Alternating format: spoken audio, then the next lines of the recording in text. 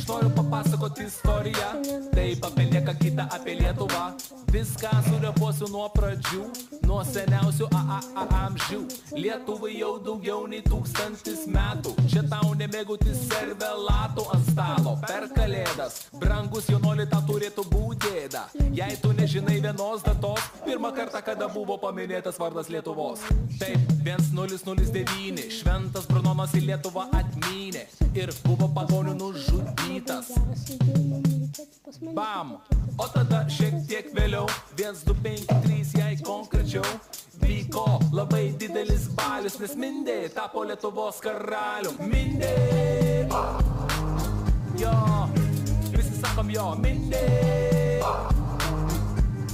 Tapo Lietuvos karalium, o vėliau Mindė buvo nužudytas, kaip Tupakas nužudytas, ir į valdžią atėjo kiti žmonės. Toj papasakosiu ponai ir ponios. Pavyzdžiui, Gediminas tikrai nebuvo pėsčias vaikinas, rašė laiškus, kvietė pirklius, batsiuvius ir gydytojus, kalvius ir amatininkus, visus, kad jie biznį darytų pas mus, jo. O kai valdovų tapo Vytautas, tai Žalgirio mūšį laimėjo irgi Vytautas. Iki jūros juodosios Vytautas, teritoriją Lietuvos išplėtė Vytautas.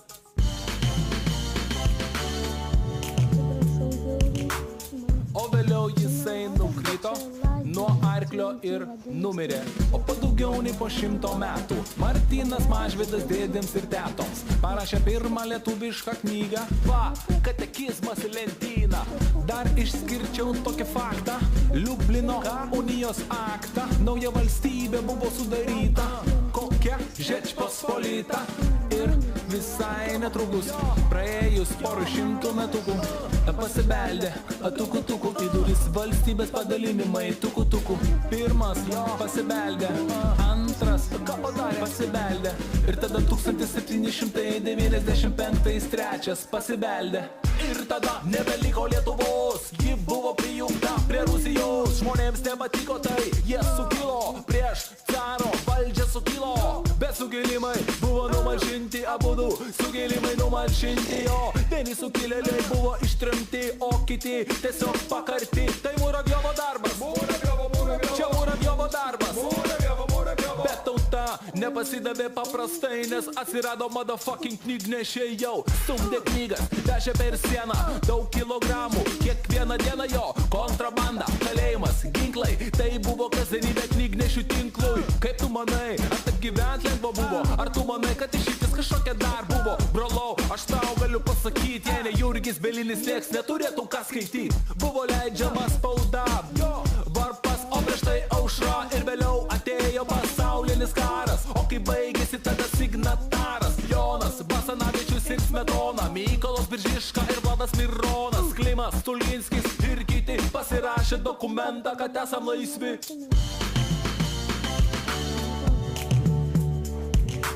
Bet laisvę pasidžiaugėm neilgai, nes kur buvę, kur nebuvę, atėjo sovietai, o po to fašistai, o po to vėl sovietai.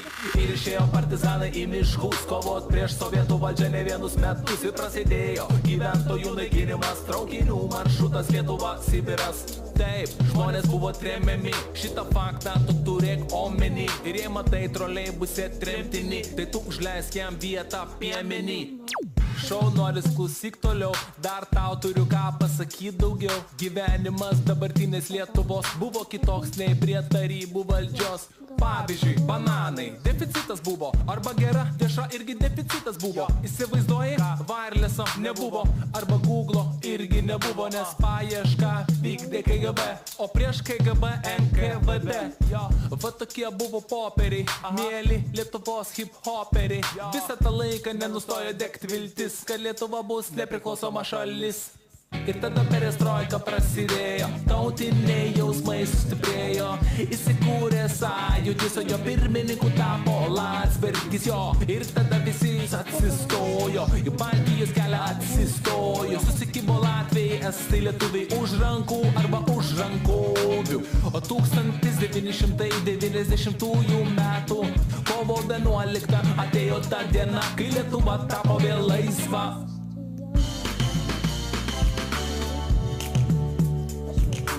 Ir atėjo tada sausio 13 ir gynė žmonės Lietuvą. Ir jei manai, kad savi šaudė į savus, tu pakrapštyk savo smegenus, savo smegenus, tu pakrapštyk dar kartą smegenus, smegenus, savo smegenus, tu pakrapštyk dar kartą smegenus. Jo, ačiū, kad tu pakrapštei, ačiū, kad iki galo klausei. Aš matau, tu smegenų turi, todėl viską puikiai supranti, kad Lietuvai viskas prieš akį.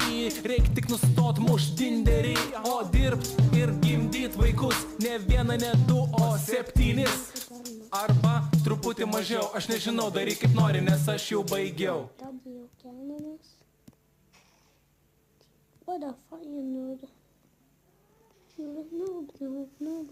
Noob. Sakė, pas mane tekstų bekai, čia aš keičiasi visada. Paskui tokia, sakė. Skrodžiau dar komandą bloko, čia pas mane visokius, kur gali. Čia paskui pistoną. Tai šiandien norėjau tik tiek, mano skancelavė. Tokia gali pataisyti. Mane kas čia per šūdas? Pas mane kas per šūdas, na, pasakau. Kad tie mėlynė čia atrodo kaip šūdas. Paskui 4 iš mobo atrodo tas bet. Ką žinau, kaip šūdas.